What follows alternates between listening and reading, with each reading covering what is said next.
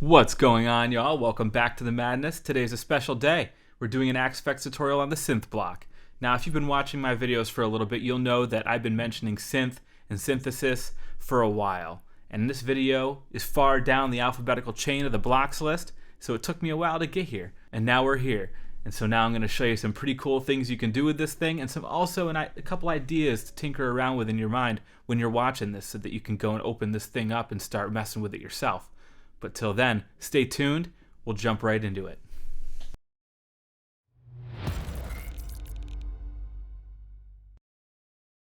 All right, let's get right to it. Me on the top right, notes on the bottom right, Axe Edit right here in the center, like most of the time, but not always. So when we see the synth block, right, we see three separate voices. Now, the voices represent waveforms. And what do I mean by waveforms? When you see this type right here, you can open it up and there's 7 choices. Now, 3 of the 7 are really kind of, in my opinion, meant for ambience, and then the other 4, which are sawtooth, sine, square, and triangle, those are really intended to like alter your tone, and you can tinker with those and like kind of combine them in order to make something interesting come out of it. Now, you can combine any of these in any way you like, but in my opinion, pink noise, white noise, and random are really not really intended to be used as far as like a sound for your guitar. I think it's intended to be used with this track set to off, pumping it into another block in order to make some ambience in the background of your guitar.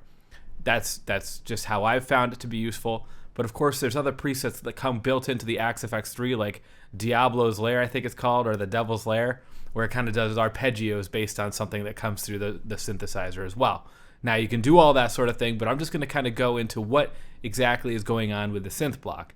So that's what we've got here. We've got the type, you choose the type, and all of these different voice tabs are the same.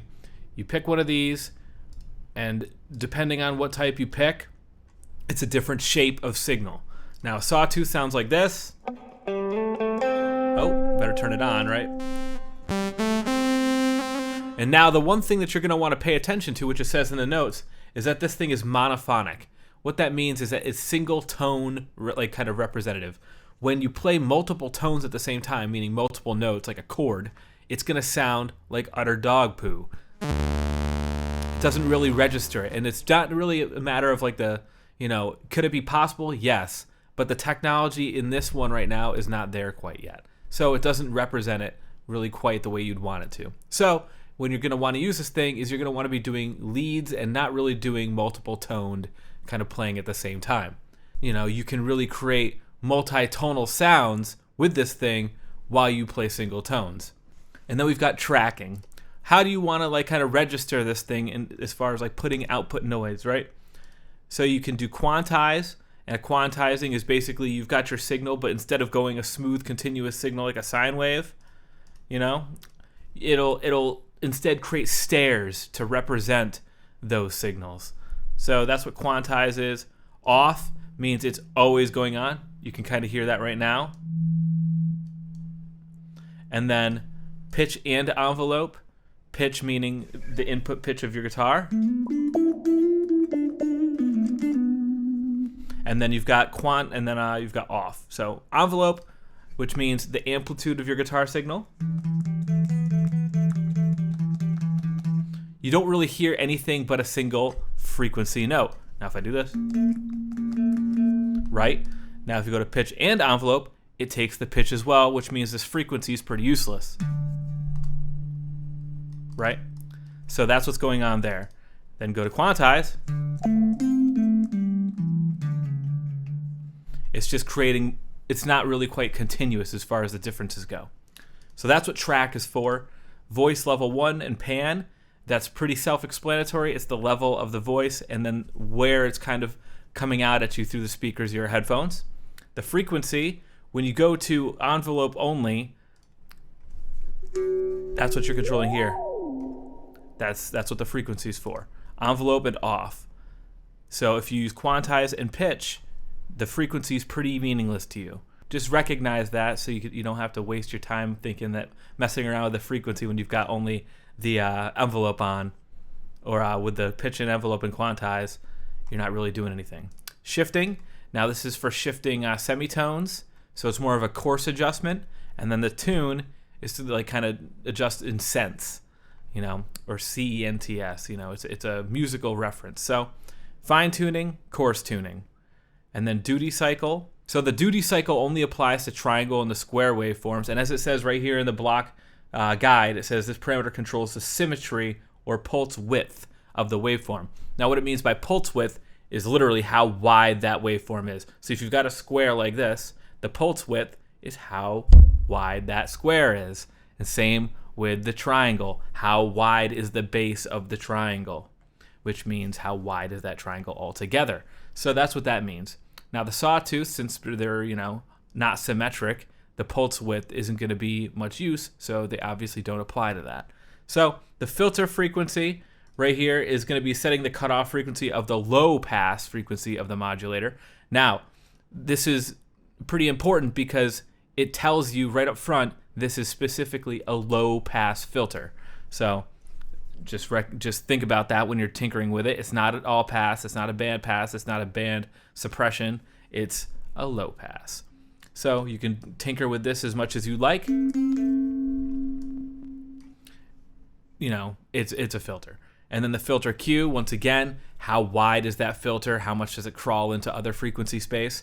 And then the attack, how long does it take for that filter to actually go into effect? So that's what all of the controls are inside of the filter voices independently. They all have the same thing, but what makes this interesting is that according to the synth block kind of structure here, you've got 3 different voices, and then the detector, which is your track, is going to be all summed up after the filter and put into a mixer. So all 3 of these things are going to be chunked into one thing, slapped through the mixer, and outputted left and right. That means you can use a summation of all of these different types per se and output them. Now if I have all 3 using pitch and envelope, which right now they all are, which means the frequency is meaningless.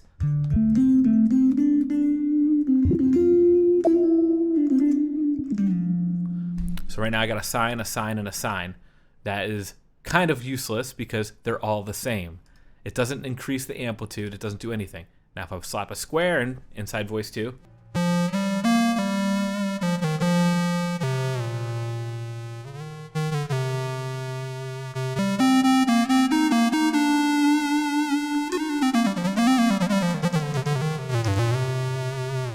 now you can add voice 3, you can go and put another triangle in here or something.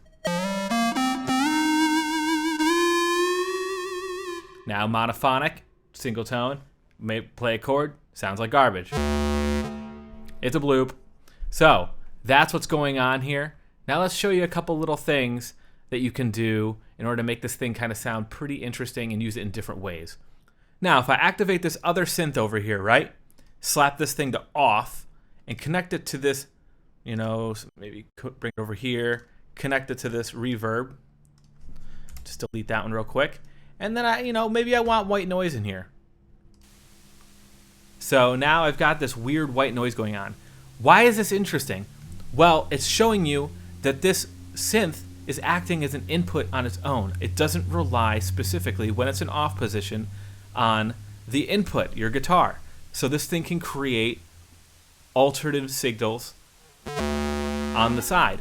So if I put it, sine, square, triangle, whatever, it can go through other effects blocks as well and go straight to your output, Now I know this doesn't sound terribly appealing, but just for the sake of, showing you what's going on, it's kind of important. So that is really the synth block in a nutshell.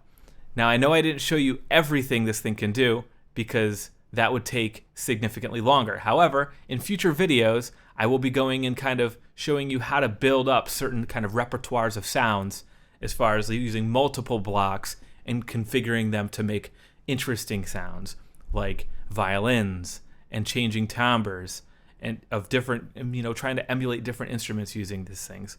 So that's what's going on here. I hope you got something out of this video because, as much as it didn't tell you, there's a lot more to learn, and I at least showed you what you can kind of do on the side. So if you got something out of this video and you enjoyed it, you learned something new, Slap the like and subscribe, and I'll catch you all on the flippy floppy, y'all. Ciao.